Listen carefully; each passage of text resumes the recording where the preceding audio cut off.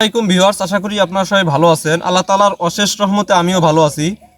তো আমি আসলাম মূলত ধানের জমি দেখার জন্য। তো আমার ধানের জমি সাইটে এই নার্সারিটা, তো এটা আমার ভাই হয়। তো এইখানে কিন্তু কাজ করতেছে। তো এই যে দেখতে পাচ্ছেন, এগুলো কিন্তু গোলাপ ফুলের শাখা।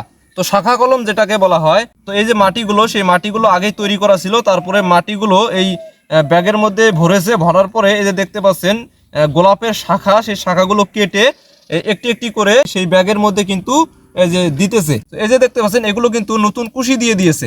তো এগুলো আজকে লাগানো হচ্ছে। তো এটার থেকেও কিন্তু আস্তে আস্তে কুশি বের হবে। তো এভাবেই কিন্তু মূলত গোলাপ ফুলের চারা তৈরি করা হয়। তো গোলাপ ফুলের চারা যদি আপনারা বাড়িতে তৈরি করতে চান, মাটি অবশ্যই আগে তৈরি করে নেবেন। তারপরে এরকম ব্যাগের মধ্যে মাটিগুলো ভরে তারপরে গোলাপের যেই শাখাটা বা ডালটা একটু বয়স হয়েছে, সেই ডালটা কিন্তু আপনারা নির্বাচন করবেন। তারপরে এই যে এইভাবে কাটবেন। কাটার পরে যে গোড়ার যে কাঁটাগুলো আছে, সেই কাঁটাগুলো সুন্দরভাবে ভেঙে দিবেন। ভেঙে দেওয়ার পরে এটা 2 থেকে 3 ইঞ্চি সেই মাটির মধ্যে আপনারা ডাবিয়ে দিবেন।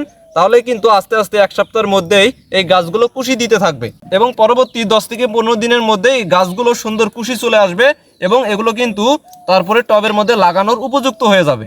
তো বন্ধুরা, এই যে দেখতে পাচ্ছেন, এই যে তো এই গাছগুলোতে কিন্তু এই যে ফুলের কুড়ি চলে এসেছে। তো এই কলমটা কিন্তু অনেক আগে দেওয়া হয়েছে। তো আপনারা কিন্তু চেষ্টা করলেই বাসায় বসে থেকেই এই কাজগুলো করতে পারেন। আর এই গোলাপের শাখা কিন্তু ভালো মাটিতে দাবিয়ে দিলেই সুন্দর এই শাখার থেকে সুন্দর কুশি হয় এবং এগুলোই কিন্তু আস্তে আস্তে বড় গাছ হয়ে যাবে। তো তার প্রমাণ এই যে দেখেন কত সুন্দর করে এই যে এইভাবে কলমটা দেওয়া হয়েছে। তারপরে দেখতে পাচ্ছেন সেই কলমগুলো বড় হয়ে ফুল আসতে শুরু করেছে। সামনে যেহেতু শীতকাল, আর এই শীতকালের মধ্যেই সর্বাধিক এই গোলাপ ফুল বিক্রি হয়ে থাকে। এই জন্যই মূলত এই চারাগুলো তৈরি করা হইতেছে, যেহেতু সামনে শীতের মধ্যে এগুলো সর্বাধিক বিক্রি হয়। তো আপনারাও কিন্তু বাড়িতে বসে থেকে এই চারাগুলো উৎপাদন করতে পারেন এবং আপনারা ছাদ বাগানোর জন্য এই সুন্দরভাবে এই গাছগুলো লাগাতে পারেন। তো এখানে কিন্তু বিভিন্ন প্রকারের গোলাপ আছে। এই যে দেখতে পাচ্ছেন, এই যে লাল গোলাপ, তারপরে এই যে একটি দেখতে পাচ্ছেন, এই যেটা সাদা গোলাপ ছিল, তো সাদা গোলাপ, তারপরে হচ্ছে যে গোলাপি রঙের যে গোলাপ, সেটাও এখানে আছে।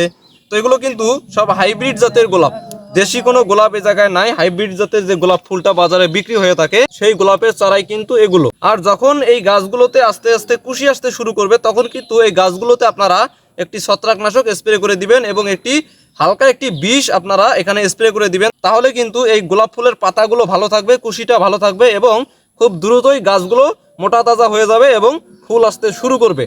তো বন্ধুরা, কিছুদিন আগে যখন এই আমের গাছগুলোতে কলম দেওয়া হয়েছিল, তো আমি আপনাদের কিন্তু একটি ভিডিও দিয়েছিলাম, আপনারা অনেকেই দেখেছেন। তো দেখতে পাচ্ছেন সেই গাছগুলো অনেক ভালো হয়েছে। তো এই গাছগুলো কিন্তু আবার যখন সামনের সিজনে বর্ষা আসবে, তখন এই গাছগুলো তুলে তারপর বিক্রি করা হবে। গাছগুলো কিন্তু সামনে বর্ষা আসতে আসতে অনেক মোটা তাজা হয়ে যাবে। তো একটি করে গাছ কিন্তু 150 টাকা 200 টাকা করে বিক্রি করে থাকে। আর এই যে দেখতে পাচ্ছেন আমার পিছে আমড়া গাছ, তো আমি একটি আমড়া গাছ নিব, এই জন্যই মূলত আমি এখানে এসেছি। তো এটা কিন্তু হাইব্রিড যে আমরা মিষ্টি আমরা, সেই আমড়ার চারা কিন্তু এটা। তো এটা কিন্তু বীজ থেকে হয়েছে, এটা কোনো কলমের চারা নয়। তো বীজের চারাটাই নাকি ভালো হয়, এই জন্যই মূলত আমি এখানে আসলাম একটি চারা নেওয়ার জন্য।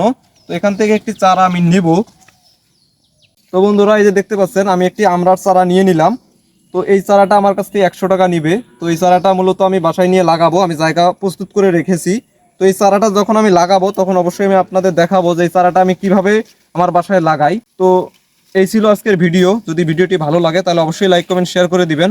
আজ এই পর্যন্তই। আল্লাহ হাফেজ।